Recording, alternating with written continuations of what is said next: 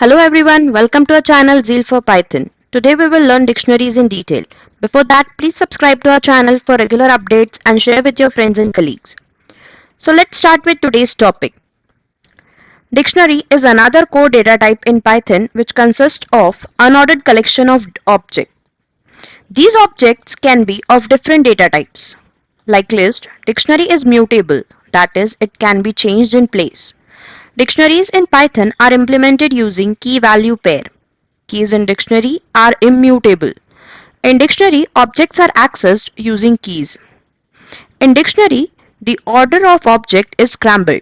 The order of the key is not same as you typed. This is because the object in dictionary are stored in hash table just like the data structure for easy and fast retrieval of object. Left to right order is not maintained. That's why the slicing and concatenation operations cannot be done in dictionary.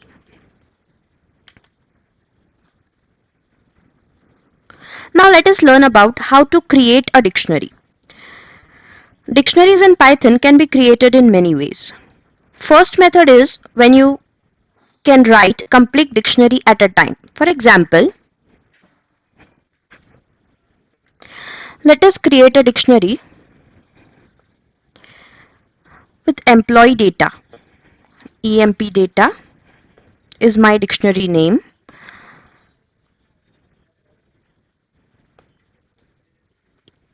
EMP name is my first key, which is separated by a colon, and I have a value as John. John is name of my employee. Another key is employee ID,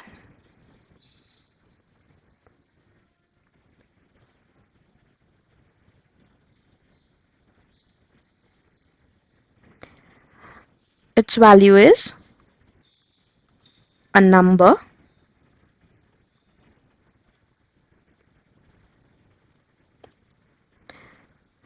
Another key is DOJ, that is date of joining.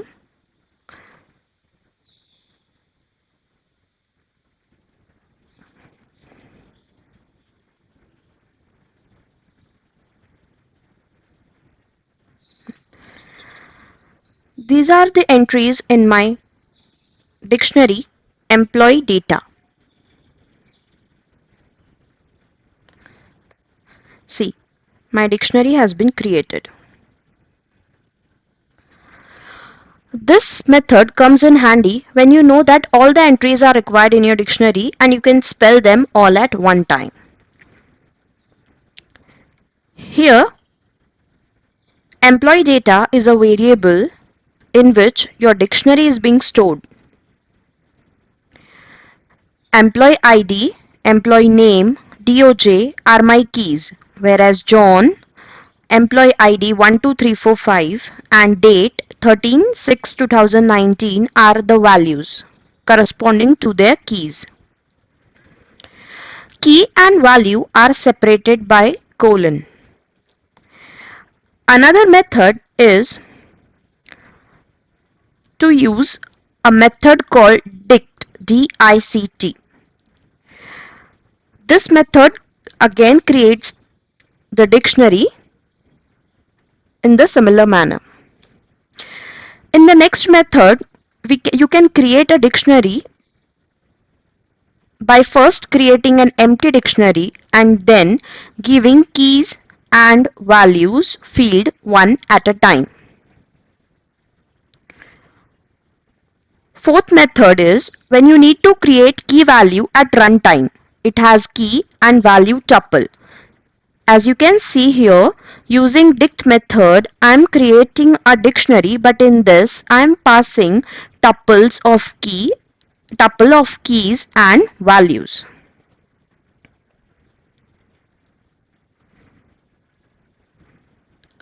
Like we can access the list and strings, we can also access dictionary elements using keys.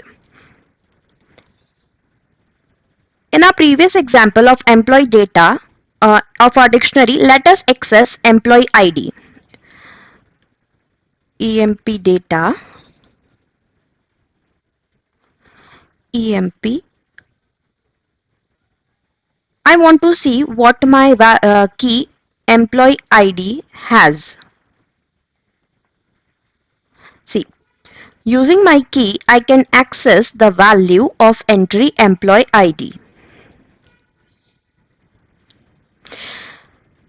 If we want to include more entries in dictionary, we can mention the new key and assign it to the value.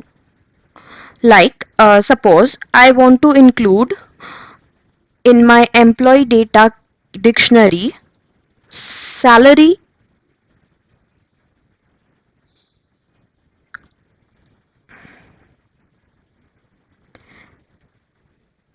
salary key. I will mention it and I will assign its value.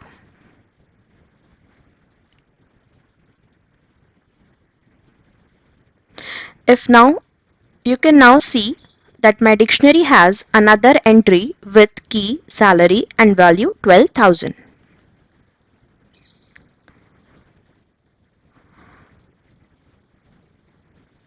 As dictionaries are mutable, it can grow, shrink or even change in place.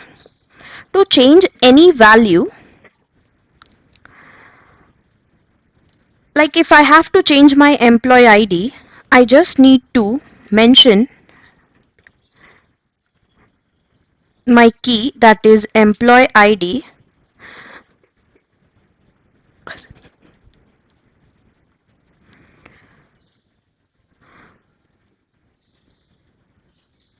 I'll just mention my employee ID and assign it a new value, that is 1321.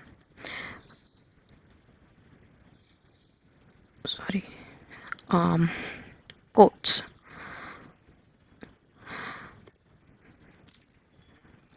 If you will now check your employee data, you will see that my employee ID's value has been changed. To add a new key value, I already told you that a salary, if you have to include any other key, you just have to mention that key and its value. If you want to delete any particular entry, like suppose in my EMP data,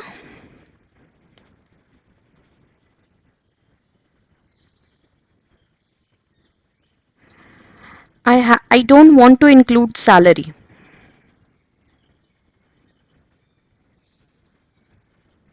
I don't want salary key.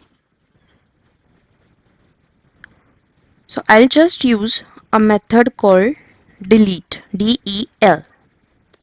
It will delete the key value pair of salary from my dictionary.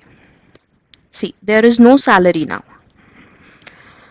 Keep in mind that this change is permanent, as dictionaries are mutable and they can change in place.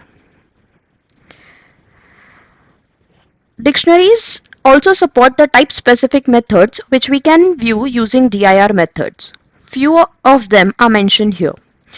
Keys method will return all the keys of the dictionary. For example, if I use dot keys, I call key method, it will give me all the keys.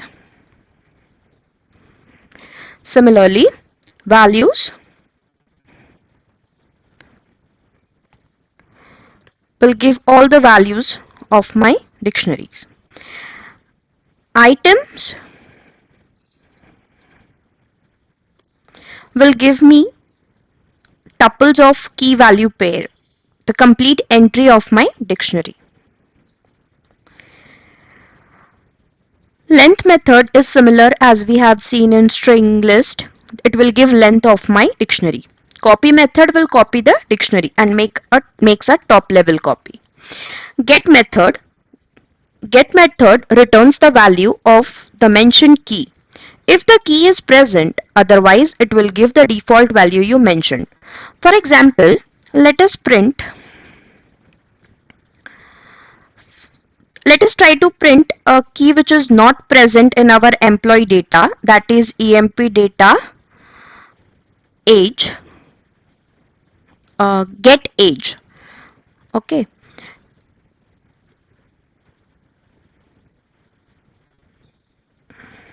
Age, we don't have age key anywhere in our dictionary, but even if I try to get the age key,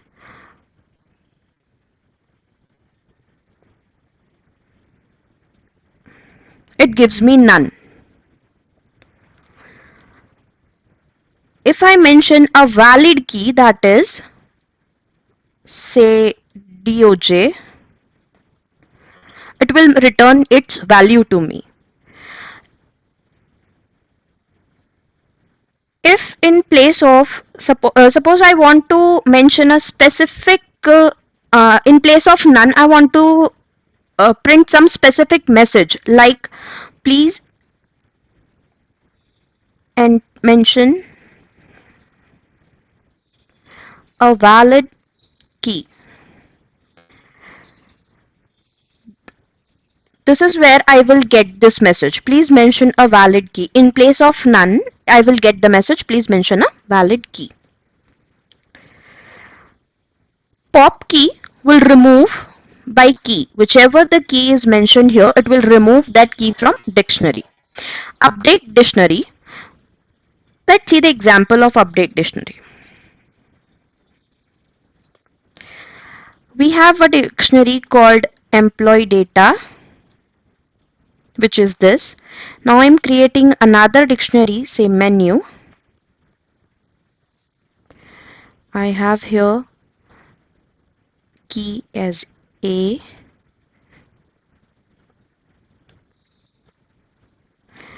comma B,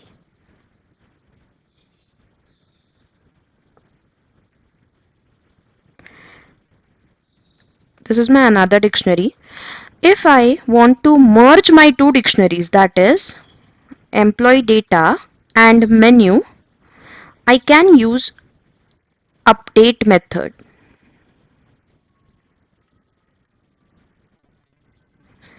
And now if you will see EMP data, you will now see that menu dictionary has been merged with employee data. This is all about dictionary. I hope you all enjoyed learning. Please let us know your queries through comments. If you like our video, please press the like button. Thank you. Stay tuned for more videos. Happy learning.